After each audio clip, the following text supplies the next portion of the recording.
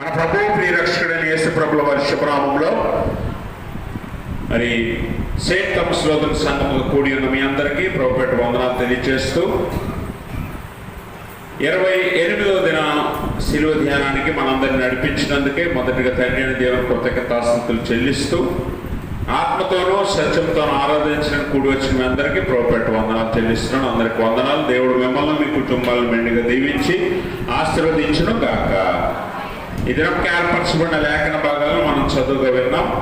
పాత నిబంధన పాఠ్యభాగంగా ఆదికాండం 27వ అధ్యాయము 15 నుంచి 24 వరకు ఉన్న లేఖన భాగాన్ని, అలాగే సువార్త పాఠ్యభాగంగా మత్తయి సువార్త 26వ అధ్యాయం 69 నుంచి 75 వరకు ఉన్న లేఖన భాగాన్ని, అలాగే ఉత్తర ప్రచిత్ర భాగంగా యాత్రా కీర్తనగా రాయబడిన 130వ సంకీర్తనను ఉత్తర ప్రచిత్ర భాగంగా చదువుకున్నాం. ఈ లేఖన భాగాల నుంచి ఈ దినం ఏర్పరచబడిన అంశము పతనం. పతనం అనగా ఫాల్, అనగా దిగజారిపోవటం, పడిపోవటం, అలాగే స్థితి నుంచి, ఉన్నతమైన స్థితి నుంచి అట్టడుగు స్థితికి పడిపోవడం అన్నది పతనం యొక్క పర్యాయ పదంగా చెప్పచ్చు. అయితే పతనం అనగా పైనుంచి కిందకి దిగజారిపోవటం. మరి ఈరోజు చదవబడిన లేఖన భాగంలో ఒక భయంకరమైన, అనగా హృదయ విదారకమైన సంఘటనను తెలియజేస్తున్నాడు ఈ సువార్తికుడు, మత్తయి సువార్తికుడు. అలాగే అదే సమయంలో మనం నేర్చుకోవలసిన ఆత్మీయ పాఠాన్ని కూడా ఈ లేఖనంలో మనకు నేర్పుతూ ఉంటాడు మత్తయి సువార్తికుడు. కాబట్టి మరి మత్తయి సువార్తలో రాయబడిన ఈ మాటలను మనం జ్ఞాపకం చేసుకుంటే, ఇక్కడ జరిగిన సంఘటనను మనం కొంచెం లోతుగా అధ్యయనం చేస్తే పతనం అనేది ఎలా ఉంటుందో మనకు అర్థమవుతుంది. పతనం అనేది ఎలా ఉంటుందో మనకు అర్థమవుతుంది. కాబట్టి ఈ పతనం యొక్క ముఖ్య లక్షణాలను మనం ఈరోజు నేర్చుకోగలిగితే, అటువంటివి మనలో ఉన్నప్పుడు మనం వాటిని తీసివేసి పడిపోకుండా, దిగజారిపోకుండా మనల్ని మనము, మన ఆత్మీయ జీవితాలను మనము కాపాడుకునే అవకాశము ఉంది అన్న విషయాన్ని ఈరోజు నేను మీకు జ్ఞాపకం చేస్తూ ఉన్నాను. ఎందుకనంటే యేసు ప్రభు వారితో సన్నిహితంగా ఆయన పరిచర్యలో అత్యంత పాలిభాగస్తులై ఉండి మరి ఆయనకు దగ్గరగా జీవించిన పేతురు వంటి వాడే ఈరోజు ఒక దీన స్థితిలోనికి దిగజారిపోవడం మనం చూస్తాం. అందుకని పేతురు పతనమును బట్టి మనం నేర్చుకోవాల్సిన పాఠం ఏంటంటే, మనలో అటువంటి గుణ లక్షణాలు మచ్చుగా కనిపిస్తే మనం వెంటనే వాటిని ఖండించడం లేదా విడిచిపెట్టడం అనేది చాలా చాలా అవసరం. అందుకని ఈ లేఖన భాగంలో మనం చూసినట్లయితే యేసు ప్రభు వారిని ఏం చేస్తారా అని పేతురు ఏం చేస్తున్నాడంట. 58వ వచనం చదవండి. 26వ అధ్యాయం 58. పేతురు ప్రధాన యాజకుని ఇంటి ముంగిటి వరకు ఆయనను దూరం నుండి వెంబడించి లోపలికి పోయి దీని అంతం ఏమవునో చూడవలనని బంట్రోతులతో కూడా కూర్చుంటాడు. గమనించండి, నిన్న కూడా మీకు జ్ఞాపకం చేశాను. పేతురు యేసుప్రభు వారికి దగ్గరగా ఉండాలని ఆశ ఉన్నప్పటికీ తన సొంత రక్షణ కోసం, ప్రాణరక్షణ కోసం భయపడి దూరంగా ఉన్నట్లుగా, దూరం నుంచి ఏం జరుగుతుందో, దీని అంతం ఏమవును అని పరిశీలన చేస్తున్నాడుగా, మరి బంట్రోతులతో బయట కూర్చున్న వాడిగా ఉన్నాడు. అయితే మనం ఇక్కడ గమనించాలి, అక్కడే పేతురు పతనం ప్రారంభమైంది. పేతురు ఆత్మీయ జీవితం నుంచి పడిపోవటం నెమ్మదిగా ప్రారంభమైంది. పతనం ఎప్పుడు కూడా నెమ్మదిగా ప్రారంభమై తీవ్రంగా మనకు కనిపిస్తుంది. పేతురు పతనం కూడా అలాంటిదే. అందుకనే పేతురు మొట్టమొదటిగా ఆ బయట ఎక్కడైతే కూర్చున్నాడో అక్కడి నుంచి ఇంకా ప్రభు దగ్గరికి రాలా, అక్కడి నుంచి అలా వెనక్కి వెళ్ళిపోతున్నాడు, దూరంగా వెళ్ళిపోతూ ఉన్నాడు. అలా వెళ్తున్న కొద్దీ పతనము తీవ్రత పెరిగిపోతుంది. ఎంత దూరం వెళ్తున్నాడో అంత లోతుగా పడిపోతూ ఉన్నాడు పేతురు. అందుకనే పేతురు 3 సార్లు యేసుప్రభు వారు ముందే ప్రవచించాడు. ఏమని? ఈ రాత్రి కోడి కోయక మునుపు నీవు నన్ను ఎరుగనని ముమ్మారు చెప్పేదమని యేసుప్రభు వారు పేతురుతో ముందే చెప్పాడు. ముమ్మారు ఎలా చెప్పాడు అన్నది పేతురు పతనానికి కారణంగా మనం చూడవచ్చు. అంటే పేతురు పతనము ఎలాగా ఉందో ఈ 3 సార్లు పేతురు మాట్లాడిన మాటలు బట్టి మనం అర్థం చేసుకోవచ్చు. అందుకనే మొదటిసారిగా పేతురు పడిపోయిన కారణం చూడండి. పతనానికి ప్రారంభ దశ ఎలా ఉందంటే, ఒకసారి చదవండి. అక్కడ పేతురు తడవలో చదవండి. 64 చదవండి, 65 చదవండి. సారీ 69 చదవండి. పేతురు వెలుపటి ముంగిట కూర్చుని ఉండగా ఒక చిన్నది అతని యొద్దకు వచ్చి, నీవును గలిలయుడవు యేసుతో కూడా ఉంటివి కదా అన్నప్పుడు తర్వాత ఏమంటున్నాడు పేతురు? అందుకతడు, నేను ఉండలేదు, నీవు చెప్పు సంగతి నాకు తెలియదని అందరి ఎదుట నేను. గమనించండి, మొట్టమొదటిసారి పేతురు యేసు ప్రభువుని తిరస్కరించినప్పుడు ఎలా మాట్లాడుతున్నాడంటే సాధారణమైన తిరస్కరణ. ఏంటి? ఎలాగన్నాడు? నేను ఉండలేదు ఆయనతో, ఆయన ఎవరో నాకు తెలీదు. ఇది సాధారణంగా ప్రారంభ దశ, పడిపోవటానికి ప్రారంభ దశ, పాపానికి ప్రారంభ దశ. పేతురు నేను ఉండలేదు ఆయనతో, ఆయన నాకెవరో తెలియదు అని సాధారణంగా ఒక మాటతో అక్కడ తిరస్కరణ చేసినట్లుగా మనం చూస్తాం. అయితే రెండోసారి ఏం జరిగింది? అతడు నడవలోనికి వెళ్ళిన తర్వాత మరి ఒక చిన్నది అతనిని చూసి, వీడును నజరేయుడు యేసుతో కూడా ఉండినని అక్కడ వారితో చెప్పగా అతడు ఒట్టు పెట్టుకొని నేను ఉండలేదు, ఆ మనుష్యుని నేను ఎరుగునని మరలా చెప్పాను. గమనించారా? ఫస్ట్ ఏం చెప్పాడు? నేను ఉండలేదు, ఆయన ఎవరో నాకు తెలియదు. ఇది మొదటి తిరస్కరణ. రెండోసారి ఏం చెప్పాడు? రెండోసారి కూడా అదే మాట చెప్పాడు, కానీ దానికి ముందు ఒక పని చేశాడు. ఏంటది? ఒట్టు పెట్టుకున్నాడు. మీరు గమనించాలి, యేసు ప్రభువుతో తిరిగిన ఈ పేతురు యేసు ప్రభువు చెప్పిన బోధలు వెళ్ళలేదంటారా? యేసు ప్రభువు చెప్పిన మాటల్ని, యేసు ప్రభువు చేసిన బోధల్ని వెళ్ళలేదంటారా? యేసు ప్రభువు ఏమన్నాడు? మత్తయి సువార్త 5వ అధ్యాయం 34వ వచనం చదవండి. ఎంత మాత్రము ఒట్టు పెట్టుకోవద్దు, ఆకాశము తోడవద్దు, అది దేవుని సింహాసనం, భూమి తోడనొద్దు, అది ఆయన పాదపీఠం, యెరూషలేము తోడనొద్దు, ఆయన మహారాజు. గమనించండి, మీరు దేని తోడు అంటానికి సరిపోరు. ఎందుకో తెలుసా? ఏదైనా నీ సొత్తు అయితే దాని మీద నువ్వు తోడేయచ్చు.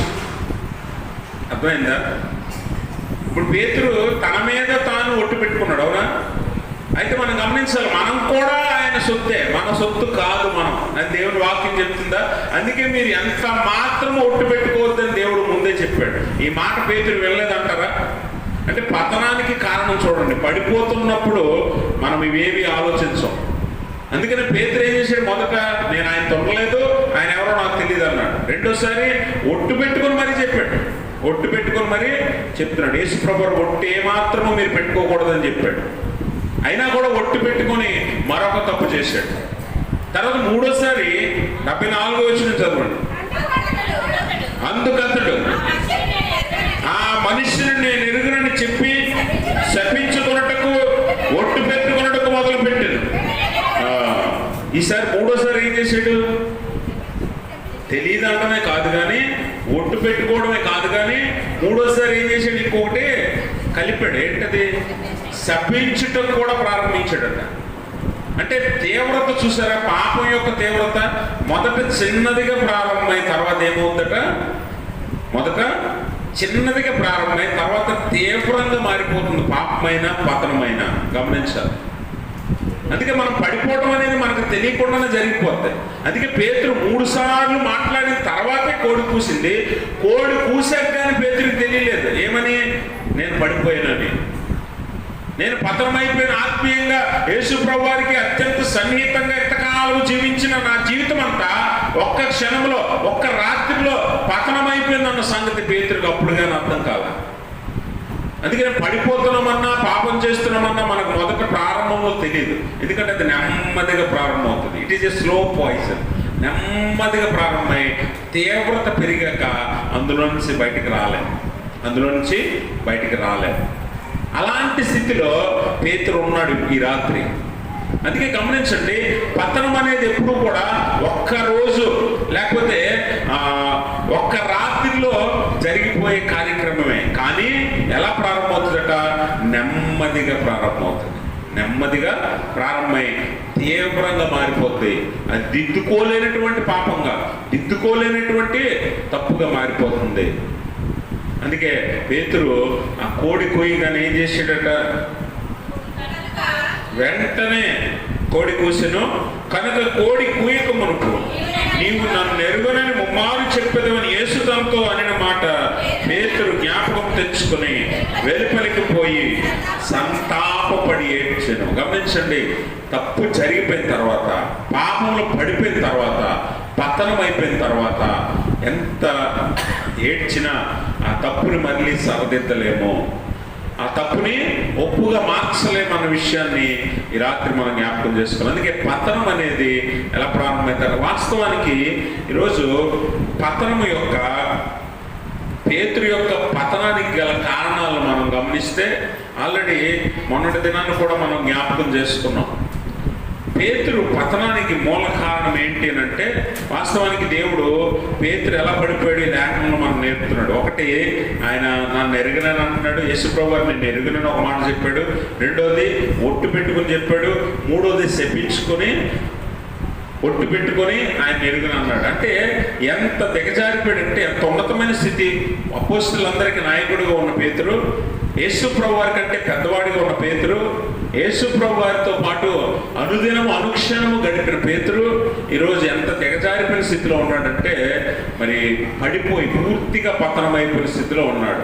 అందుకనే ఒట్టు పెట్టుకోవద్దని దేవుడు చెప్పాడు, శపించవద్దని కూడా దేవుడు చెప్పాడు. రోమపత్రిక 12:14 అపోస్తలుడు పౌలు అంటాడు, మిమ్మల్ని హింసించు వారిని దీవించుడి, దీవించుడు కానీ శపించవద్దు. అసలు మీరు శపించవద్దు. అసలు శపించడం అనేది మీ లక్షణం కాదు, దేవుని బిడ్డల లక్షణం కాదు అసలు. అలాంటిది పేతురు ఎంతగా దిగజారిపోయాడంటే శపించుకొనుటకు కూడా సిద్ధపడిపోయాడు. ఒట్టు పెట్టుకోవద్దు అని దేవుడు చెప్తే ఒట్టు పెట్టుకోవడానికి కూడా సిద్ధపడిపోయాడంటే ఎంతగా పతనమయ్యాడో ఆ క్షణంలో, ఆ రాత్రి మనం గమనించాలి. కనుక దేవుని వాక్యం అంటుంది, పేతురు పతనానికి మూల కారణం ఏంటి అంటే, మొట్టమొదటిగా మొన్న కూడా నేను జ్ఞాపకం చేశాను, తన సొంత రక్షణ కోసం, అనగా తన ప్రాణ రక్షణ కోసం భయంతో దేవుడిని తిరస్కరించాడు. భయంతో దేవుడిని తిరస్కరించాడు. అది ఎలా ప్రారంభమైందట? నాకు తెలియదు అన్న దాంతో ప్రారంభమై యేసుప్రభువుని పూర్తిగా వదిలేసేంత వరకు వెళ్ళింది. అందుకనే పేతురు తన భయం చేత, తన సొంత రక్షణ చేత ఏం చేశాడట? పడిపోయాడు అన్న విషయాన్ని గమనించాలి. అందుకే సామెతల గ్రంథము 11:5 ఒక మాట అంటాడు, భక్తిహీనుడు తన భక్తిహీనత చేతనే పడిపోవును. ఎలా పడిపోతాడట? పతనం ఎలా అయిపోతాడట? భక్తిహీనుడు తన భక్తిహీనత చేత పడిపోతాడు. యేసుప్రభు వారితో ఉన్నంతసేపు ఎంతో భక్తి కలిగిన ఈ పేతురు అంటున్నాడు, నీవు నిజంగా క్రీస్తువే ప్రభువా, నీవు దేవుని కుమారుడువైన క్రీస్తువే అని యేసుప్రభు వారితో చెప్పిన ఈ పేతురు, నీతో చావటానికైనా సిద్ధము అని చెప్పిన ఈ పేతురు, నీ వలన నేను అభ్యంతరపడినా, ఎవడు అభ్యంతరపడినా నేను అభ్యంతరపడినా అని చెప్పిన ఈ పేతురు ఇప్పుడు ఏమంటున్నాడు? ఆయన ఎవరో నాకు తెలియదు అని అంటున్నాడు. అంటే ఎంతగా పడిపోయి చూడండి. భక్తిహీనత వల్లనే భక్తిహీనుడు పడిపోతాడు. ఈరోజు యేసుప్రభు వారి యొక్క విశ్వాసము, నమ్మకం లేకపోవడం వల్లే పేతురు పడిపోయాడు అన్న విషయాన్ని మనం గమనించాలి. తన సొంత రక్షణ కోసం, తన ప్రాణ రక్షణ కోసం మరి యేసుప్రభు వారిని ఎరుగునని పాపం చేసి పడిపోయిన స్థితిలో ఉన్నాడు పేతురు. రెండవది, పేతురు పడిపోవడానికి గల కారణం ముందే చెప్పాను నేను. తనలో ఉన్న గర్వం, తనలో ఉన్న అపనమ్మకం, తనలో ఉన్న అతి నమ్మకం, అపనమ్మకం కూడా, అలాగే తనలో ఉన్న గర్వం కూడా తనకు కారణమైంది పడిపోవటానికి. అందుకే నాశనానికి ముందు గర్వం నడుస్తుందని దేవుని వాక్యం చెప్పినట్లుగా పేతురు పడిపోవటానికి గల కారణము తన గర్వమే. అందుకే యేసుప్రభు వారు చెప్పిన మాటను కూడా తిరస్కరిస్తూ ఆయన మరి మాట్లాడినట్లుగా మనం చూస్తాం. పేతురు మాట్లాడినట్లుగా మనం చూస్తాం. అంటే ఎంత గర్వంతో ఉన్నాడనంటే, యేసుప్రభు వారి కంటే పెద్దవాడినని, లేకపోతే అపోస్తలులందరికంటే పెద్దవాడినని, అపోస్తలులందరినీ నడిపించే నాయకుడినని ఒక గర్వం కలిగి ఉండొచ్చు పేతురికి. శిష్యులందరిలో కూడా ఈ గర్వం అనేది ఉండుండొచ్చు. ఎందుకంటే మానవ మాతృలే కాబట్టి మనలో కూడా ఏదో ఒక సమయంలో గర్వం, అతిశయం కలుగుతూ ఉంటుంది కదా. మనమే మనమే గొప్పవారం అన్నట్లుగా, లేకపోతే మనకంటే ఉన్నతమైన వారు లేరన్నట్లుగా, తెలివైన వారు లేరన్నట్లుగా ఏదో ఒక సందర్భంలో ఏదో క్షణంలో మనం గర్వం కలుగుతూ ఉంటుంది. ఆ గర్వం కొన్నిసార్లు మనం పడిపోవడానికి, పతనానికి కారణం అవుతుంది. పేతురు కూడా ఆ గర్వమే పతనానికి కారణమైన. అందుకే ఎప్పుడు అభ్యంతరపడినా నేను అభ్యంతరపడినని మిగిలిన వారిని తగ్గించి పేతురుని హెచ్చించుకొని మాట్లాడుతున్నాడు. ఆ గర్వము పేతురు పడిపోవడానికి గల కారణమైంది. పేతురు పడిపోవడానికి గల కారణమైంది. ఈరోజు మనం కూడా ఈ గర్వాన్ని బట్టి ఎప్పుడైనా పడిపోయే ప్రమాదం ఉందని ఈ లేఖనంలో పేతురు జీవితాన్ని బట్టి మనం నేర్చుకోవాలి. కాబట్టి గమనించండి, నేను మొన్న శిలువ ధ్యానం చేసేటప్పుడు కూడా చెప్పాను, గర్వము నాశనానికి ముందు గర్వం నడుస్తుంది, గర్వానికి అహంకారం తర్వాత అవమానం కూడా వస్తుందని చెప్పారు. అహంకారం తర్వాత అవమానం అంటే అవమానము లేకపోతే నాశనం అనేది రెండు ఈ గర్వం తీసుకొస్తుంది. కనుక గర్వం లేకుండా తగ్గింపు కలిగి మనం ఎప్పుడైతే ఉంటామో అప్పుడు దేవుడు మనల్ని హెచ్చిస్తాడు. కానీ పేతురు తన గర్వాన్ని బట్టి పడిపోయిన స్థితిలో ఉన్నాడన్న విషయాన్ని మనం గమనించాలి. మూడో విషయం ఏంటంటే తన చుట్టూ ఉన్న పరిస్థితులు అలా మారుస్తాయి. నేను మొన్న కూడా చెప్పాను, పేతురు అక్కడ కూర్చున్నాడు. అక్కడ కూర్చుని ఎప్పుడో పేతురుని అడగకపోతే అసలు మాట్లాడి ఉండేవాడు కాదేమో పేతురు. కానీ ఆ చిన్నది వచ్చి ఏమన్నది, వీడు కూడా నజరేయుడైన యేసుతో ఉన్నవాడే అనగానే తనలో ఉన్న భయం బయటకు వచ్చింది. అపనమ్మకం బయటకు వచ్చింది. పరిస్థితులు తను యేసు ప్రభువు ఎవరో తెలియదు అన్నట్లుగా మార్చింది. రేపు పొద్దున్న ఎవడైనా వచ్చి నువ్వు క్రైస్తవుడువా అని అడగగానే నువ్వేం ఆలోచిస్తావు? ఎందుకు అడుగుతున్నారు వీళ్ళు అనిపిస్తుంది నీకు. నువ్వు క్రైస్తవుడువా కాదా అని ఎవరైనా గట్టిగా అడిగితే నీకున్న భయం, లేకపోతే ఏదో పోతుంది, ఏదో పోగొట్టుకోవాలి అనే భయం నీలో ఉందనుకోండి, అప్పుడు ఏమవుతుంది? నేను క్రైస్తవుడు కాదనిపించేలా చేస్తుంది ఆ భయం. పరిస్థితులు అలా మారుస్తే నేను కదా. పేతురును కూడా పరిస్థితులే మార్చాయి, పరిస్థితులే పడిపోవడానికి కారణమయ్యాయి, పతనానికి కారణమయ్యాయి. ఇప్పుడు తన ప్రాణం పోతుందేమో, తన్ను కూడా బంధిస్తారేమో, తన్ను కూడా శిక్షిస్తారేమో, చెరసాల్లో వేస్తారేమో అనే భయం వల్ల ఆ పరిస్థితులకు అతడు తలొగ్గాడు. అందుకే యేసుప్రభువు ఎవరో తెలియదని చెప్పాడు. రేపు పొద్దున ఎవరైనా ఒక అధికారులు లేకపోతే ఎవరైనా నాయకులు వచ్చి నువ్వు క్రైస్తవుడువా కాదా అని అడిగితే నువ్వేం చెప్పగలవు? దేవుని మీద విశ్వాసంతో నువ్వు నేను క్రైస్తవుని అని చెప్పగలుగుతావా? లేదా నేను క్రైస్తవుని కాదండి అని చెప్పగలవా? చుట్టూ ఉన్న పరిస్థితులు బట్టి నువ్వు మారకూడదు. పేతురు మారిపోయాడు భయంతో, అలాగే సందేహంతో, అపనమ్మకంతో. మరి పేతురు మారిపోయాడు పరిస్థితులు. సందేహం, అపనమ్మకం నీకు ఉండకూడదని యేసుప్రభువు చెప్తాడు. యేసుప్రభువు ఏమంటాడు? నీలో సందేహం ఉండకూడదు. తోమాతో అంటాడు కదా, చూడండి ఒకసారి తోమాతో యేసుప్రభువు మాట్లాడతాడు.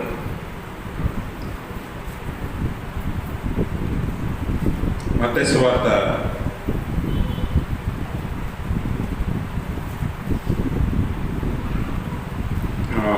8 యోహాను సువార్తలు చూద్దాం.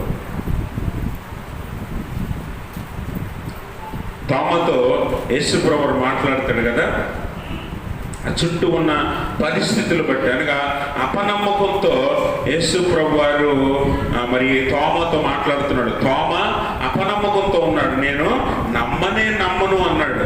నమ్మను అన్నట్లుగా మరి తోమా మాట్లాడినప్పుడు తోమాతో అంటున్నాడు, నీవేం చేయాలట?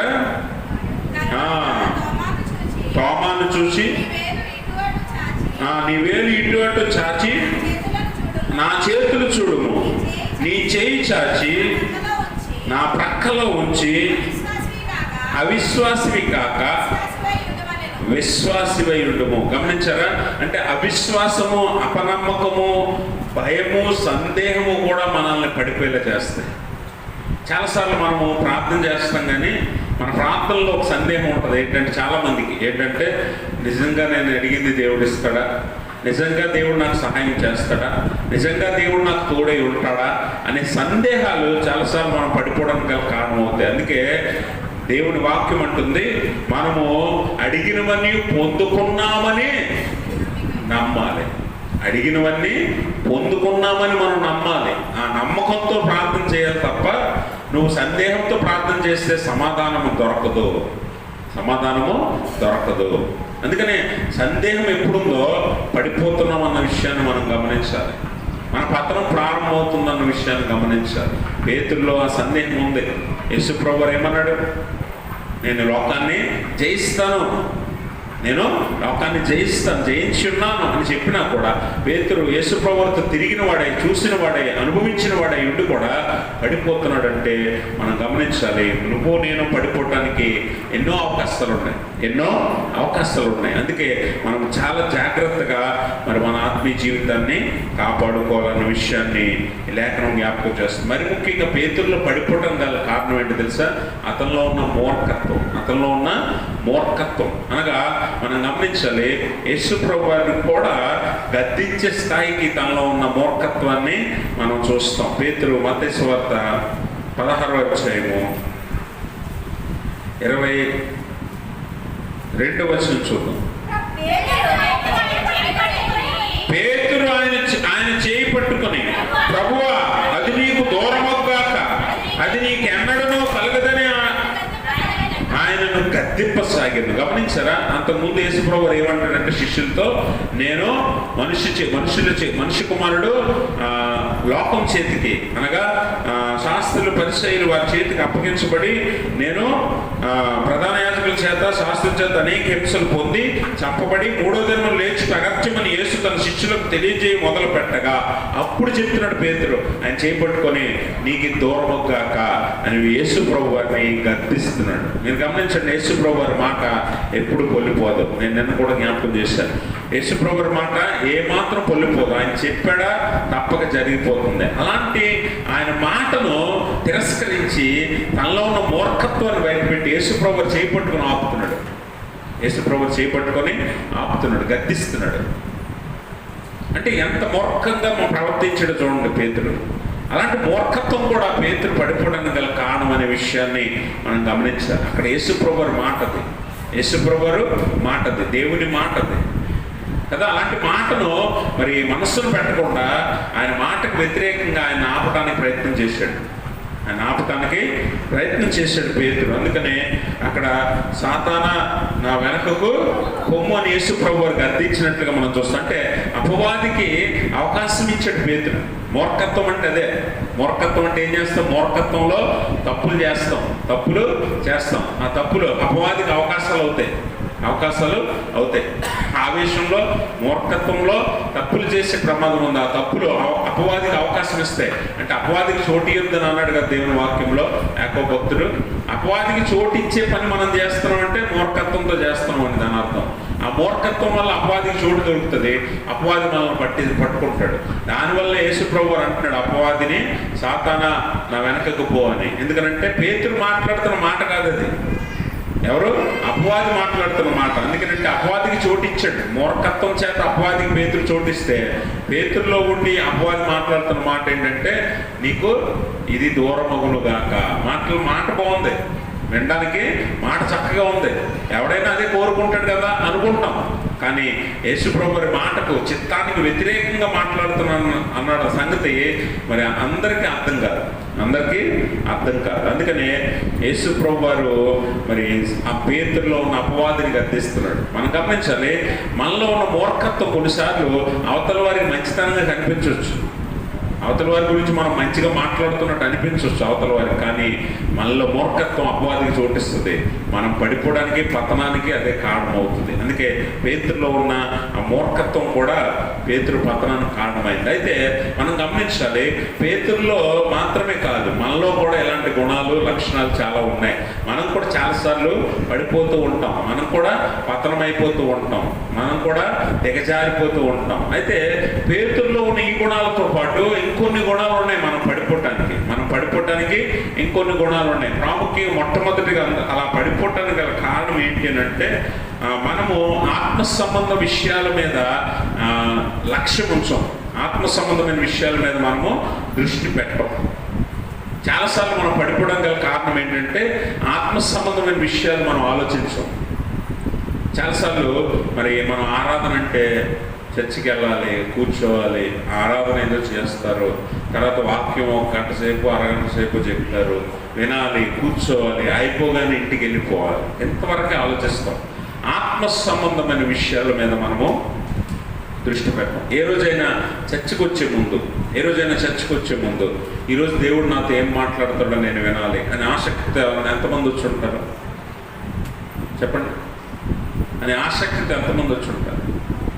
చూసారా, ఎక్కువ చేతులు లేగలేదు పైకి. మీకే సందేహం, అసలు మేము ఎందుకు వస్తున్నాము అన్నట్టు ఉంది. అవునా? అంటే మీరు ఆలోచించుకోండి. ఆత్మ సంబంధమైన విషయాల మీద మనం దృష్టి పెట్టకపోవటమే మన పతనానికి కారణం అవుతుంది. అందుకనే హెబ్రీ పత్రికలో భక్తుడు ఒక మాట చెప్తాడు. హెబ్రీ పత్రికలో 2వ అధ్యాయం 1వ వచనాన్ని మనం గమనిస్తే, అమ్మా మీరేం చదువుతున్నా నాకు అర్థం అవట్లేదు. కావున నీవు వినిన సంగతులను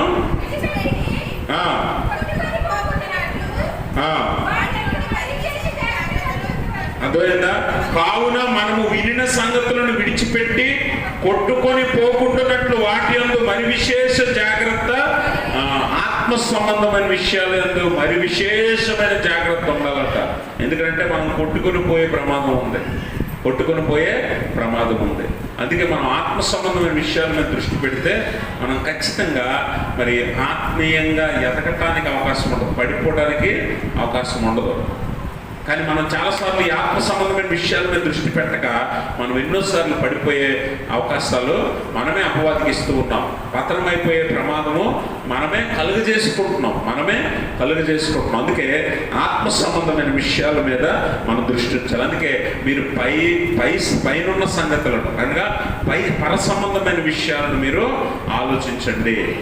ఎహలోక సంబంధమైన విషయాలు కాదు. దేవుని వాక్యం అపోస్తలుడైన పౌలు అంటాడు, వెనుకున్నవి మరచి ముందున్న వాటికై మీరు వేగిరపడాలి, ముందున్న వాటికై ప్రయాసపడాలి, ముందున్న వాటి మీద దృష్టి పెట్టాలి. ముందున్నవి ఏమిటి అని అనగా దేవుని రాకడ, పరలోక సంబంధమైన విషయాలు ముందున్నాయి. వెనుకవి లోక సంబంధమైనవి. సాతానా వెనక్కి పో అన్నాడు. వెనక్కి అనగా వెనకంత లోకం ఉంది, వెనకంత ఎహలోక సంబంధమైన విషయాలు ఉన్నాయి. ముందున్నది దేవుడు కాబట్టి ముందుకే నువ్వు చూడాలి. పర సంబంధమైన విషయాల మీద నువ్వు దృష్టి పెట్టాలి, లోక సంబంధమైన విషయాలు కాదు. అందుకే పౌలు అంటాడు, పరుగు పందెం గురించి మాట్లాడతాడు. పరుగు పందెంలో ముందుకు చూసి ఎవడైనా పరిగెడతాడు కానీ వెనక్కి చూసి ఎవడో పరిగెట్టాడు కదా. అలా ఎవడైనా పరిగెడితే పడిపోయే ప్రమాదం ఉంది, దిగజారిపోయే ప్రమాదం ఉంది, పతనమైపోయే ప్రమాదం ఉంది కదా. కాబట్టి ముందున్న వాటిని నేను చూస్తూ పర సంబంధమైన విషయాల మీద దృష్టి పెడుతూ ముందుకెళ్ళిన వాడు పతనం అవడానికి అవకాశం ఉండదు. కనుక ఏ రోజైతే నువ్వు లోక సంబంధమైన విషయాలు చూస్తావో అప్పుడు నువ్వు పడిపోతున్నావు అన్న సంగతిని నువ్వు గుర్తుపెట్టుకో. రెండోది, మనము భౌతిక విషయాల మీద దృష్టి పెట్టుకుంటాం. దేని మీద పెట్టాం?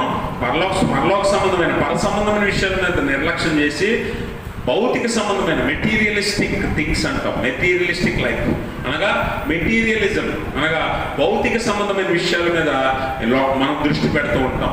భౌతిక సంబంధమైన విషయాలు అనగా ఇహలోక సంబంధమైన విషయాలు అనగా మెటీరియల్ అనగా పదార్థం అనగా వస్తువులని, ఇళ్ళని, పొలాలని, ఆస్తులని, పదవులని ఇలా ఇహలోక సంబంధమైన విషయాల మీద దృష్టి ఎక్కువగా పెట్టి మనం పడిపోవటానికి మనమే అవకాశం ఇస్తూ ఉంటాం. కాబట్టి ఆత్మ సంబంధమైన దృష్టి నిర్లక్ష్యం చేస్తాం, భౌతిక సంబంధమైన దృష్టిని మనం ఎక్కువగా కలిగి ఉంటాం. అందుకే పడిపోతాం, పతనం అయిపోవడానికి అవకాశం ఉంది అని లేఖనం మనకి తెలియజేస్తుంది. అందుకనే భౌతిక సంబంధమైన విషయాల్లో ప్రాముఖ్యమైనది ధనమని మనందరికీ తెలుసు. అందుకే యేసుప్రభువు వారు ఏమంటాడంటే మత్తయి సువార్త 6వ అధ్యాయంలో, మనము దేవునికిని సిరికిని దాసులుగా ఉండలేము అని దేవుని వాక్యము యేసుప్రభువు వారు తెలియజేస్తున్నాడు. రెండింటికి ఒకేసారి మనం దాసులుగా ఉండలేము. ఒకరిని ప్రేమించి ఒకరిని ద్వేషిస్తాం, లేదా ఇంకొకరిని ద్వేషించి ఇంకొకరిని ప్రేమించేలాగా అది చేస్తుంది. అందుకనే ధనాపేక్షను మనం ఎక్కువ కలిగి ఉన్నప్పుడు దేవుని దగ్గరికి అది మనల్ని నడిపించదు కదా. ధనం అనేది మనకి లోక సంబంధమైన విషయం, మెటీరియల్ థింగ్. ఈ లోకంలో మానవునికి అత్యంత అవసరమైన వస్తువు అది. దాని మీద మన దృష్టి ఉంటుంది. అందుకనే దేవుని మీద దృష్టి పెట్టలేము. దాని మీద దృష్టి పెడితే దేవుని వైపు చూడలేవు, దేవునికి దాసునిగా ఉండలేవు. ఎందుకంటే ధనానికి దాసుడు అయిపోతాం. అందుకే ధనాపేక్ష సమస్త కీడులకు మూలమని దేవుని వాక్యం చెప్తూ ఉంది. కాబట్టి మరి ఇహలోక సంబంధమైన వస్తువుల మీద, భౌతిక సంబంధమైన విషయాల మీద దృష్టి ఎవడు పెడతాడో వాడు పడిపోయే ప్రమాదం ఉంది, పతనమైపోయే ప్రమాదం ఉంది అన్న విషయం విషయాన్ని మనం గమనించాలి. ఆ ప్రమాదము మనలో కూడా ఉంది అన్న విషయాన్ని మనం అర్థం చేసుకోవాలి. అందుకని మనం గమనిస్తే భౌతిక సంబంధమైన విషయాల మీద ఏమాత్రం కూడా మనం దృష్టి పెట్టకూడదు. ఎందుకనంటే ఈ లోకంలో ఏం సంపాదించినా సాధించినా కూడగట్టుకున్నా దాచుకున్నా ఏం చేసినా కూడా చివరికి మనం ఏమవుతామట, వాటితో పాటు మనం కూడా శరీరంతో సహా విడిచిపెట్టి వెళ్ళాల్సిందే. ఏది శాశ్వతం కాదన్న విషయాన్ని మనందరం ఎరిగి ఉన్నాం. అంటే మనుషులు ఎంత మూర్ఖులంటే మనకు తెలిసినా కూడా తప్పు చేస్తుంటాం. అది హైలైట్ విషయం, అది గొప్ప విషయం, అది గొప్ప విషయం. ఇప్పుడు మామూలుగా ఈ లెక్కలో వేలు పెడితే షాక్ కొట్టదు అన్న విషయం మనందరికీ తెలుసు. ఒక జంతువుకి తెలియదు ఆ విషయం. జంతువు పెట్టిందనుకోండి, దానికి షాక్ కొట్టాక అర్థమవుతుంది ఏంటంటే పెట్టకూడదు అని, దాని దగ్గరికి వెళ్తుంది. కానీ మనం ఎలాంటి వారం తెలుసా, అందులో పెట్టి షాక్ కొట్టాక మళ్ళీ పెడుతుంటాం మనం. అది మనలో ఉన్న బలహీనత. అది ఈరోజు ఈ లోకంలో నువ్వు ఏం సంపాదించినా ఏం సాధించినా అవన్నీ కూడా ఈ లోకంలో వదిలేసి వట్టి చేతులతో వెళ్ళాలన్న సత్యాన్ని అందరం ఎరిగి ఉన్నాం. అవసరమైతే ఈ నీతులు మనం అవతలకి కూడా చెప్తుంటాం కదా. ఏం సంపాదించేస్తావు, ఏం సాధించేస్తావు అని అవతలకి చాలా బాగా చెప్తాం. కానీ మనం ప్రయాసపడేది కూడా దానికోసమే. అది అసలు విషయం. మన ప్రయాస కూడా దానికోసమే. అందుకని మనంత మూర్ఖ జనాంగం ఎవరు ఉండరు. అందుకే దేవుడు మళ్ళీ హెచ్చరిస్తుంటాడు, భౌతిక సంబంధమైన విషయాల మీద దృష్టి పెట్టకండి, అది మనల్ని పడిపోయేలా చేస్తుంది, పతనం అయిపోయేలా చేస్తుందని మళ్ళీ దేవుడు జ్ఞాపకం చేస్తున్నాడు. మనం పడిపోవడానికి మరొక కారణం ఏంటో తెలుసా, మన పాపాలని మనము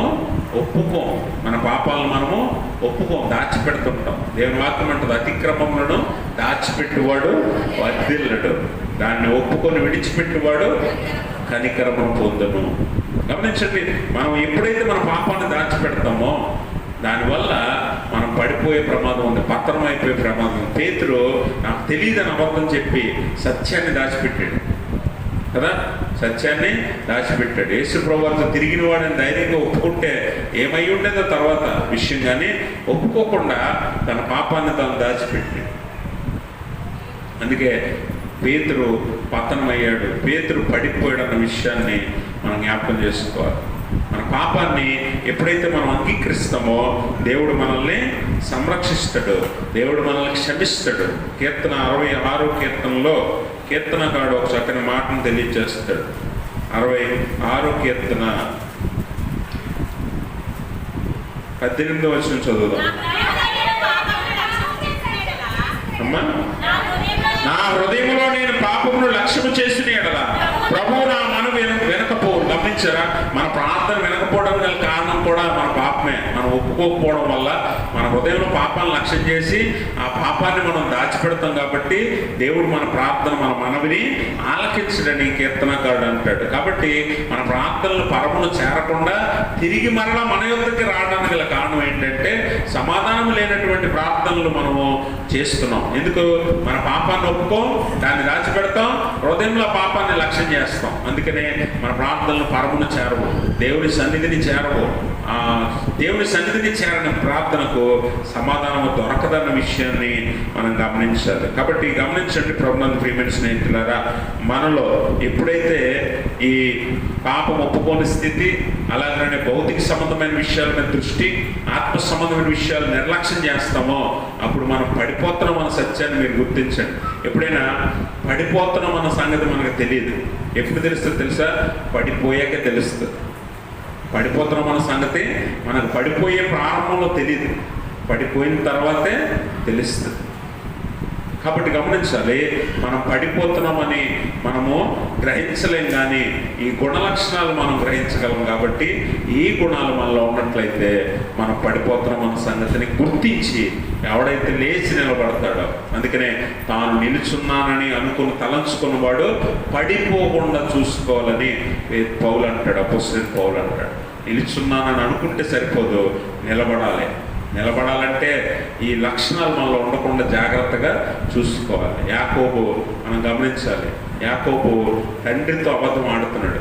తండ్రితో పేతురు ఏం చేశాడు? పేతురు కూడా అబద్ధమే కదా చెప్పాడు, ఆయన ఎవరో నాకు తెలియదు అన్నాడు. తండ్రితో యాకోబు ఏమంటున్నాడు? నేనే ఏసావుని అని ఇహలోక సంబంధమైన మెటీరియలిస్టిక్ థింగ్స్, భూమి మీద ఆశీర్వాదాల కోసం, భూమి మీద మేలుల కోసం తండ్రితో అబద్ధం చెప్పాడు యాకోబు. గమనించారా? పేతురు కూడా ఈ లోకంలో తన ప్రాణాన్ని కాపాడుకోవడానికి, తన రక్షణ కోసం ప్రభు ఎవరు నాకు తెలియదని అబద్ధం చెప్పాడు. కాబట్టి గమనించండి, భూలోక సంబంధమైన విషయాల కోసం ఎప్పుడైతే మనం ప్రయాసపడతామో మనం పడిపోతాం. తర్వాత యాకోబు ఎంత ప్రయాసపడ్డాడో చూసారా? ఎంత ప్రయాసపడ్డాడో, అన్న దగ్గర క్షమాపణ కోసం ఎంతో ప్రయాసపడ్డాడు. దేవుడు క్షమించాడు, ఎందుకంటే పశ్చాత్తాపం ఉంది. పేతురును కూడా దేవుడు నిలబెట్టాడు. ఎందుకు తెలుసా? పశ్చాత్తాపం ఉంది. కానీ అందరికీ అన్నిసార్లు అవకాశం దొరకదు. అందుకే దేవుడు హెచ్చరిస్తున్నాడు. ఈరోజు పేతురు జీవితాన్ని బట్టి నిన్ను నన్ను హెచ్చరిస్తున్నాడు. నీలో ఇహలోక సంబంధమైన ఈ గుణ లక్షణాలు కనిపిస్తే వెంటనే వాటిని విడిచిపెట్టి, లేదా నీ పతనం ప్రారంభమైందన్న సంగతిని గ్రహించు.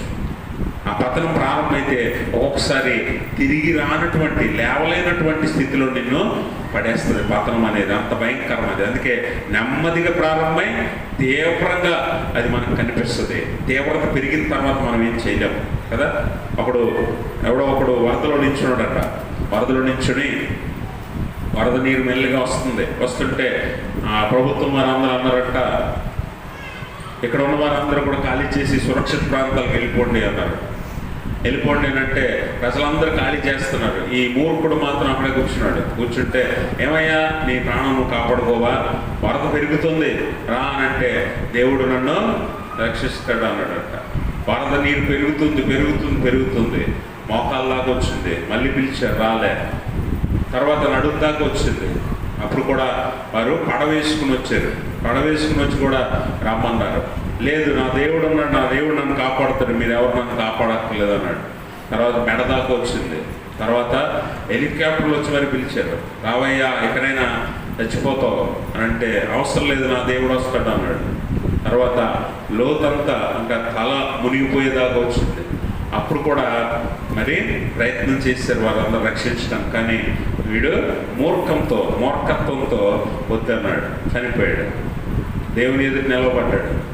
దేవుడు అడుగుతున్నాడు, ప్రభువా ఎంత ఎదురు చూసాను తెలుసా నువ్వు రావాలని, వస్తావని, రక్షిస్తావని అని అంటే, పిచ్చోడా, నేను మొదట పంపిన వాడు, నేను పంపిన వాడే. పడవ పంపింది నేనే, హెలికాప్టర్ పంపింది నేనే. నువ్వు నీ మూర్ఖత్వంతో పోగొట్టుకున్నావు రక్షణ. అలాగే చాలాసార్లు మనం కూడా ఏం చేస్తామంటే అవకాశాన్ని కాలదనుకుంటుంటాం, వద్దనుకుంటుంటాం. ఈరోజు రాత్రి దేవుడు నేను హెచ్చరిస్తున్నాడు, నీలో ఉన్న ఏ గుణమైన పేతురుకు కలిగిందైతే, లేకపోతే ఇటువంటి భౌతిక సంబంధమైన విషయాలకు సంబంధించిందైతే ఈరోజు వదిలేసుకో. దేవుడు ఈరోజే నీకు అవకాశం ఇచ్చాడు అనుకో. నాకు కాదులే అనుకుంటే ఎప్పటికీ నీకు అవకాశం దొరకదు, సమయం మించిపోతుంది. నాకు కాదులే, నేను పరిశుద్ధిని నిన్ను మోసం చేసుకుంటే, నాకు ఈ వాక్యం కాదులే, నేను కరెక్టే ఉన్నాను కదా అని నువ్వు అనుకుంటే, నీకు ఈ వాక్యం కాదనుకుంటే నిన్ను ఎవడు కూడా బాగు చేయలేడు. అది గుర్తుపెట్టుకో. అందుకని నీలో ఉన్న గుణాలను, లక్షణాలను అర్థంలా చూపిస్తుంది వాక్యం. భౌతిక సంబంధమైన విషయాల మీద ఎక్కువ దృష్టి ఉంటుంది మనలో. అది నువ్వు ఒప్పుకోకపోయినా అదే సత్యం. ఎందుకంటే ఆరాధన కావాలో 1000 రూపాయలు కావాలంటే దేనికి ఓటేస్తారు చెప్పండి మీరు? చెప్పండి. ఆరాధనకే అని మాత్రం అనకండి. ఎందుకంటే ఆరాధనకు మానేసి 1000 రూపాయల కూలి కోసం, 1000 రూపాయల జీతం కోసం నువ్వు వెళ్ళిపోయిన రోజులు ఎన్నో ఉన్నాయి ఇక్కడ కదా, ఎన్నో ఉన్నాయి. అది నీకే తెలుసు, నీకే బాగా తెలుసు. కాబట్టి గమనించండి, మెటీరియల్ థింగ్స్ అనగా భౌతిక సంబంధమైన విషయాల కోసం ఆత్మ సంబంధమైన విషయాలు పోగొట్టుకున్నావు.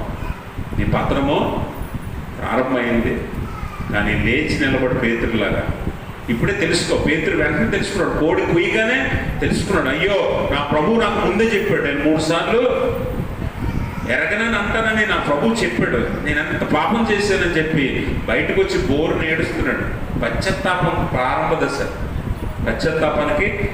దశ. అందుకే దేవుడు పేతురుని పట్టుకున్నాడు, వదల్లా. గమనించాడు, పేతురుని ఎందుకు పట్టుకున్నాడో తెలుసా? వెంటనే పశ్చాత్తాపడ్డాడు. వెంటనే జరిగిన సంఘటన వెంటనే పశ్చాత్తాపడ్డాడు. కానీ మళ్ళీ అది ఉండదు, తర్వాత చూసుకోవచ్చులే అనుకుంటాం. అందుకే దేవుడు నిన్ను పట్టుకోడేమో. గుర్తుపెట్టుకో, వదిలేస్తే నీ పతనం ఇంకా భయంకరంగా ఉంటుంది. ఆ పతనం పడిపోవడం, దిగజారిపోవడం ఎక్కడ దాకా అంటే నరకంలో పడిపోయేదాకా. మొన్న ఒకసారి నరకం గురించి చెప్పాను. అది అడుగు లేనటువంటి అగ్నిగుండం. అడుగు దొరకదు, ఎంత లోతుకి వెళ్ళినా అంత లోతుకి పడిపోతావు. గుర్తుపెట్టుకో, పతనం అంత భయంకరం. అందుకనే పడిపోకముందే, పూర్తిగా పడిపోకముందే, పూర్తిగా పతనం అవ్వకముందే లేచి నిలబడి పేతురులాగా, యాకోబులాగా మారు మనసు పొందు. యాకోబులాగా దేవుడి సన్నిధికి రా, పేతురులాగా దేవుడిని వేడుకో. దేవుడు మళ్ళీ నిన్ను దర్శిస్తాడు, మళ్ళీ నిన్ను కడతాడు, మళ్ళీ నిన్ను నిలబెడతాడు, మళ్ళీ నిన్ను ప్రతిష్ఠ చేస్తాడు. దేవుడి కోసం నిన్ను వాడుకుంటాడు. పేతురుని మళ్ళీ అపోస్తలుడిగా పునఃప్రతిష్ఠించాడు దేవుడు. ప్రతిష్ఠించి అప్పుడు బలంతో నింపాడు. పేతురు ఈసారి ఎలా ఉన్నాడంటే, ఈసారి డబల్ పవర్, రెండింతల శక్తి చేత నింపాడు.